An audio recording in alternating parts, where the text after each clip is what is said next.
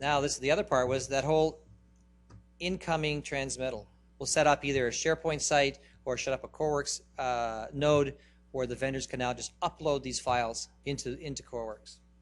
Again, we're file type agnostic. We can do checks right up front, etc. But it makes it very easy now for the vendor to upload their transmittal package into Coreworx.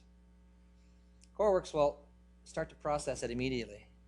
It'll look and make sure that if they said they're sending you 10 documents or 100 documents, it'll do a check to make sure there is 100 documents in there. And if there's not, it immediately put a flag up back to the vendor and says, wait a minute, your package is incomplete. Upon processing it, the doc controller then gets notified that, hey, you have a package to process, so they don't have to wait for an email to come in. They get notified via email that there's something there.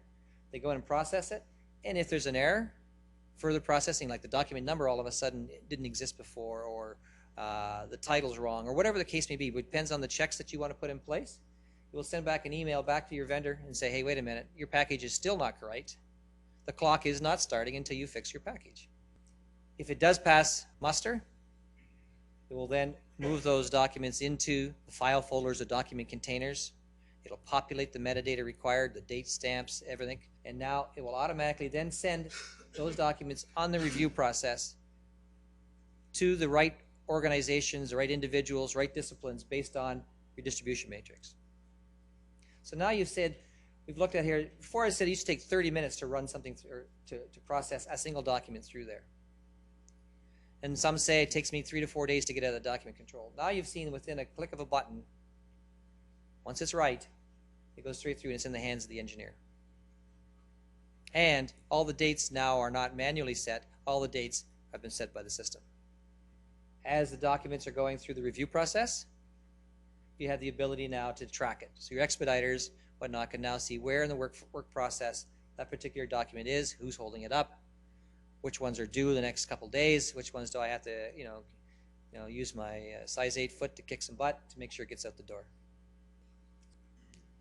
Coreworx has a very feature-rich workflow system. You can configure any workflow, so it not only can handle this review work process, it can handle our IDC workflow, it can handle any other types of work processes you put in place. Using built-in redlining tool, now you don't have to print it. The engineers can now look at any type of document, doesn't matter what type of file format it is. We handle up to 250 different file formats, 2D and 3D. Use that, put your redlining markups on that. Through the work process, you can then consolidate and even render a PDF of all those changes in preparation now to be sent back to the vendor with your comments on it. Others just use comment sheet. One of our US clients, everything has got, they're in the nuclear business, and so everything's got to be done through a form. They're formed to death. But they have a process, a very strict process.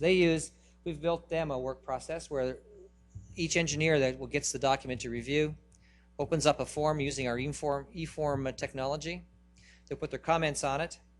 And then when it gets to the final consolidator, all the comments will be consolidated on a single form automatically for them, and then allows them to now just approve it or to make changes to the comments before it goes out the door. So they'll use the viewer technology to view the file if it's a DWG or whatever it may be, but they'll open up a form in conjunction with that document to add their comments to it. So there's some things that we can configure in the system to meet your particular business practices in this whole area of the review process. And now the outbound transmittal. Inside of Coreworx is the ability now document controllers find all the documents they want to send back to vendor A using a search. Give me all documents that are ready to be returned. It says send it on an outbound transmittal. Coreworx then prepares the outbound transmittal, prepares the cover sheet automatically, sets dates such as expected return date, then sends it back, puts it in a folder for the vendor to come and pick up. Okay. All the while, there's a whole audit trail of when he put it in, when he got it, so you'll know exactly when this individual has picked it up. So there's date timestamps of the whole process. Design considerations. Some of the things you need to look at when you're looking at your vendor process. Your numbering schema. How do I number my transmittal cover sheets to make it easy for me to track documents that are associated with it? Also, you want to know is, what are my milestones? Do I get paid? Do I pay my vendors by milestone payments? So how do I set my milestones? When's my milestone actually set? When is the actual date true? Is it when The document controller sends it in the system? Is it when the engineer's finished? Is it when the guy, my approver, signs off the document? Or is it when I actually send it back to my vendor or to my client? And then what is my percent complete per milestone? And then and when do I pay? My transmittal sheets. What information am I going to exchange between my vendor and myself? What do I need from them so that I can now pass it on through to my client? When I send back my information back to my vendor, I'm going to give him my return code maybe, or my status. Is it approved, not approved, whatever the case may be, so he can take action on it. And finally, your workflow participants. Who needs to see which document? Does everybody need to see the document? So if a document comes in and it's a PNID, who needs to see it? Well, Coreworx allows you to decide when a document needs to go on this review process or just a notification process. And you can set that using distribution matrix. So that's just some of the tricks, but things you need to consider when you're looking at how do I improve my vendor process. We've talked about one project, the savings of one project. But Coreworx is an enterprise solution, and Coreworx allows you to put all your projects on one implementation of Coreworx. We have some clients, as you see this afternoon, are 300-400 projects on one implementation of Coreworx. So, and you have multiple people that access one project. But if you look at it, you take those cost savings that we've talked about as one project and multiply it across all your projects, be it 5, be it 300, you start to look at the impact of just improving that process just a little bit, what it can do to the bottom line of your organization and to the project. In summary, let's look at the avoidance costs, mitigation costs, and delay costs. So what you have now is you can automate the inbound process, take it down from hours down to minutes. Improve communications with less errors. More integrated functionality. Mitigation costs. Again, we have standardization of processes. So now you can start to look at each project and say, this is how the vendor review process is going to be applied. It's going to go through this, and then it's got to be approved, and it's going to go out the door, or whatever it may be. So you can now standardize, and you can start saving money from standardization. So when a person goes on to project A and goes to project B, he doesn't now have to figure out how is this going to work here. Who needs to see this?